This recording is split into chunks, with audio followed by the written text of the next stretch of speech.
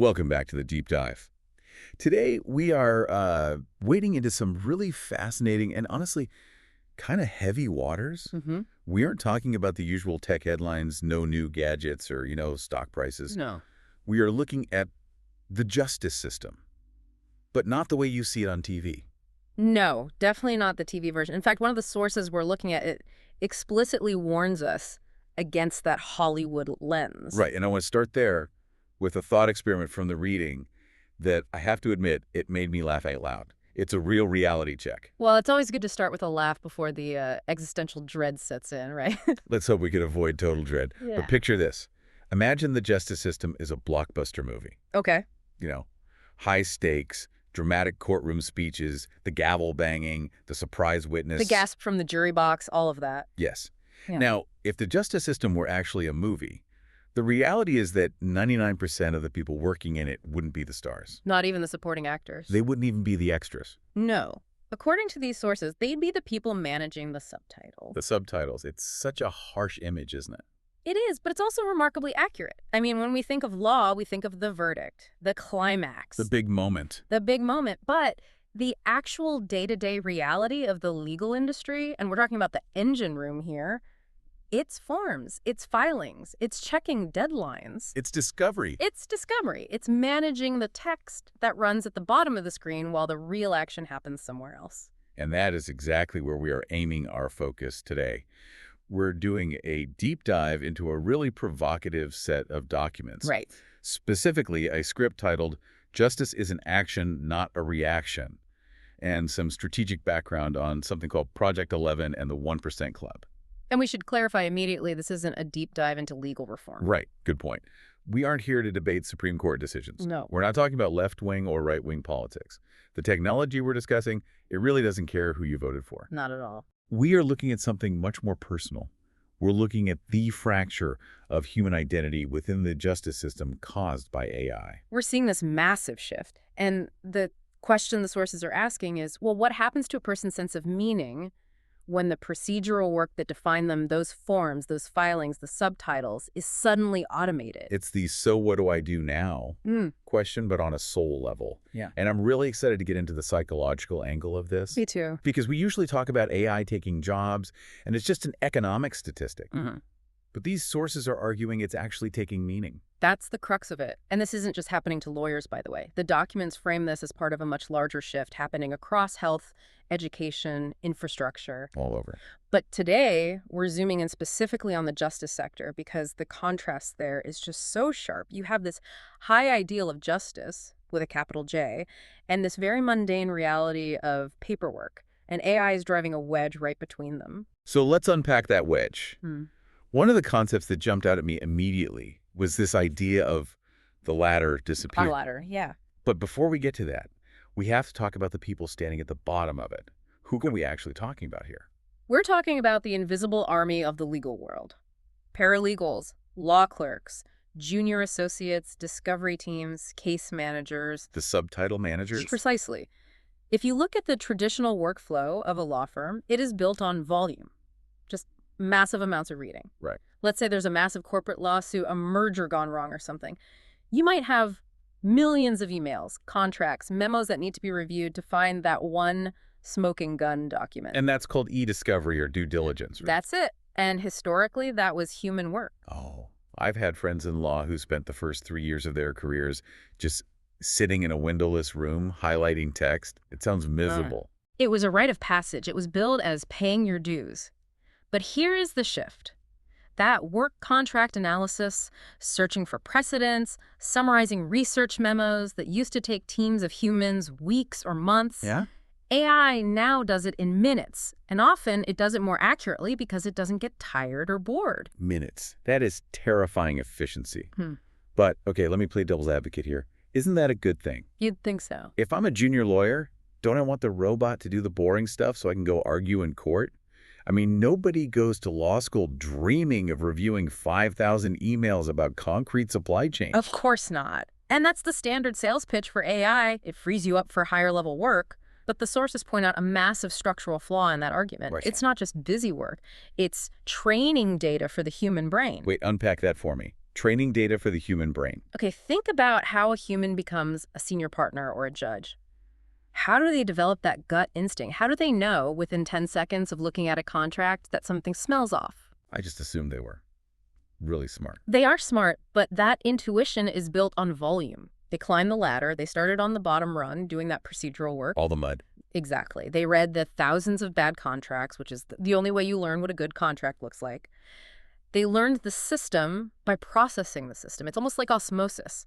You absorb the texture of the law by wading through the mud of it. I see where you're going.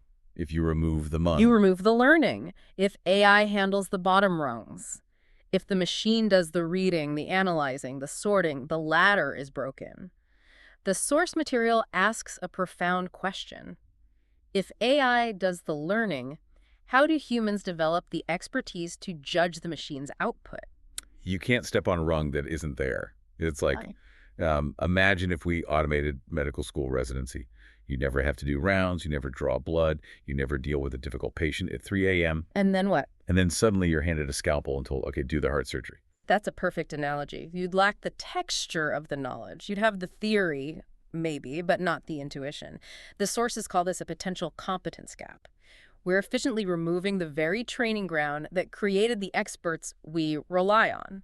That is wild to think about. We might be creating a generation of senior lawyers who have never actually done the work.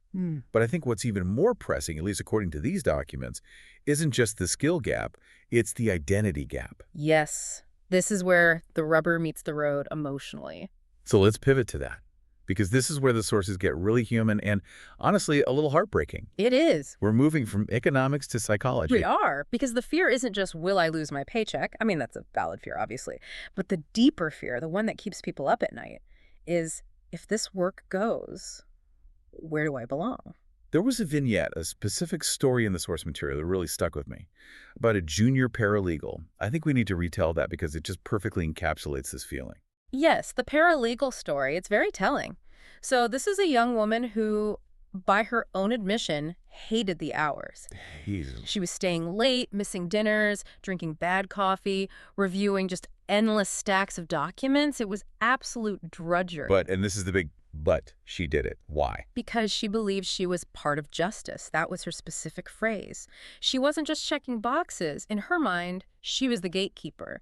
She was contributing to this grand ideal. So the pain of the work was validated by the meaning of the outcome. Exactly. It's the suffering for a cause mentality. I'm tired, but I'm necessary. Right. And then the firm adopts an AI review system. And let me guess. The AI doesn't need coffee breaks. Not at all. Suddenly, the task that kept her there until 9 p.m. is done in 4 minutes. Yeah. Oof. That has to hurt the ego. It does. And here is the crucial insight from the text. She didn't lose her job immediately. The firm didn't fire her the next day. They just, repurposed her. But she told the interviewers that she lost her sense of contribution. That's the collapse right there. It's that realization that, wait a minute, if a machine can do what I did in 4 minutes, was my suffering meaningful? Or was I just a slow processor? Exactly. It forces you to confront the possibility that your identity was tied to being a procedural engine. The source makes a really key distinction here between losing income and losing participation. Income and participation. Income pays the rent. Participation feeds the soul. It tells you that you matter to the tribe. That's a heavy distinction. Participation is about agency. It's about feeling like you are in the arena. And when the AI takes the participation, even if you keep the income for a while, you feel hollow. You feel like a spectator in your own career. You become alienated from the product of your labor because you didn't do anything to create it. You just watched the progress bar load. Was my meaning just procedural all along? That is a haunting question. It really forces us to look at how we define ourselves. I mean, we live in a culture where, what do you do? Is the first question we ask someone. If the answer is, I review contracts and a laptop can do that better, who are you? And if you sit in that question too long without an answer, you get despair. Which is why the source material pivots. It doesn't want to leave us in the despair. It suggests a reframe. Yes, the title of the main source. Justice is an action, not a reaction. This is where we get philosophical, but it's practical philosophy. It's trying to solve that identity crisis. Okay, so let's break down those terms. Reaction versus action. Yeah. How are they defining this? Because usually I think of taking legal action as, suing someone. Right. In common parlance, yes. But they are using it differently here. Traditionally, the justice system is a reaction. Okay. Something bad happens, a crime, a breach of contract, an injury. Then the system reacts. It punishes, it litigates, it fines, it cleans up the mess. It's the ambulance at the bottom of the cliff. Perfect. And that reactive work is heavy on process, heavy on data. It's retrospective, looking back at what happened. AI is incredible at that. It can analyze the car crash data from 1,000 angles in a second. So the source is arguing that we should let the AI have the reaction. In a way, yes. The source suggests we need to shift human identity toward action. And in this context, action means design. It means prevention. It means building systems that reduce the likelihood of injustice occurring in the first place. So using that car crash analogy, instead of being the person who processes the lawsuit after the crash, you're the person designing the traffic flow so the crash doesn't happen. Metaphorically, yes. Action is about foresight. It's about judgment. And this is the critical point the expert in the text makes. AI can process volume, but it cannot carry responsibility. Talk more about that. Cannot carry responsibility. Because we hear about responsible AI all the time. Sure, but that's mostly marketing. Think about it. If an AI suggests a legal strategy or predicts a recidivism rate for a prisoner and it's wrong, the AI doesn't feel remorse. No. The AI cannot be held morally accountable. You can't put an algorithm in jail. It's a tool. Only a human can bear the weight of a decision that affects another human's life. That's a really empowering distinction. So if you're that paralegal, your value isn't in how many pages you can read. Your value is in your willingness to say, I am responsible for the outcome. Precisely. The action model requires human participation in design and ethics. It says, okay, the AI has crunched the numbers, but I am the one who has to look the client in the eye. That is a role that cannot be automated. But that requires a massive shift in mindset. You have to stop seeing yourself as a worker, be a subtitle manager, and start seeing yourself as, well, as a guardian, an architect. Which is a much cooler identity, frankly. It is, but let's be real, it's also harder. It's scarier. It's easier to hide behind paperwork than it is to stand in front of a difficult decision and say, this is on me. It is. And that's why the source material acknowledges that people can't do this shift alone. It's too big. You can't just wake up one Tuesday and decide to completely reinvent your professional identity in a vacuum. Which brings us to the way forward. The documents mention a specific initiative, and I have to say, the name is a little provocative. It is. It's called the 1% Club. It is provocative, but probably not in the way you might think. It sounds elitist, right? Like it's for the wealthiest 1%. Right. My immediate thought was, okay, is this for the partners who make millions? But checking my notes here, this connects to that 26-episode arc mentioned in the source. This justice conversation is just one chapter. Exactly. There's health, education, infrastructure, governance. All these sectors are facing the same meaning collapse. Exactly. The doctor whose diagnostic role is being taken by AI is feeling the same thing as the paralegal. The teacher whose lesson planning is being done by ChatGPT feels the same thing. So the 1% Club is described in the text as a collective response to this. So what is it exactly? Is it a support group? A think tank? It's described as an advanced AI-enabled collective cross-sector group, but the goal is, what's interesting, the goal is rebuilding meaning and participation. Not saving jobs. No. And that's a crucial distinction. A union might fight to keep the job description exactly the same. They might fight to ban the AI just to keep bodies in seats.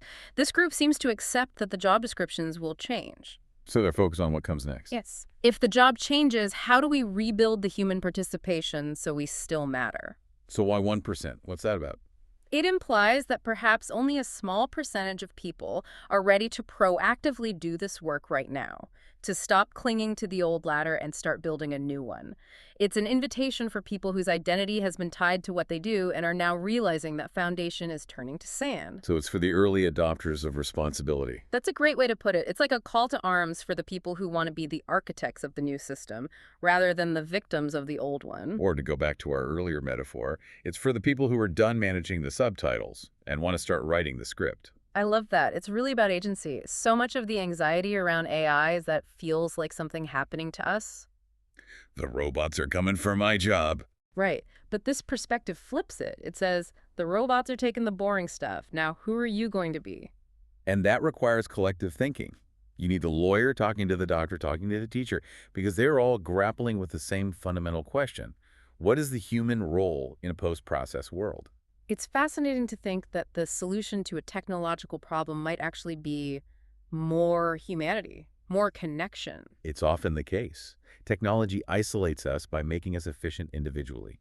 The antidote is usually messy, inefficient human connection, So as we wrap up this deep dive, let's retrace our steps. We started with the subtitle managers, the folks keeping the legal machine running. often unnoticed. Huh. Then we looked at how that ladder of procedural work, that apprenticeship of drudgery, is quietly vanishing as AI takes over. We saw how that leads to a collapse in meaning, that vital difference between earning a paycheck and feeling like you are participating in justice. And we realized that this meaning collapse is dangerous because it leaves people feeling hollow. And then we reframed the whole concept of justice, moving away from just reacting to harm and towards the active human responsibility of designing better systems. Remembering that humans hold a monopoly on moral responsibility. And finally, we touched on the 1% Club and Project 11, this idea that we need a cross-sector movement to figure out what that new responsibility actually looks like. It's a lot to digest, but I think it's a necessary conversation. We can't just pretend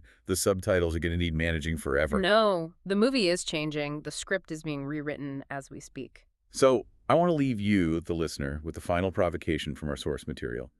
It's a question that I've been sitting with all day, and I think it applies whether you work in a law firm, a hospital, a school, or anywhere else. It's the ultimate question of this era. The question is this: if justice no longer needs you to process it, who are you becoming so you can carry it forward? That's the lawyer. Take some time with that one. Thanks for listening to The Deep Dive. We'll see you next time.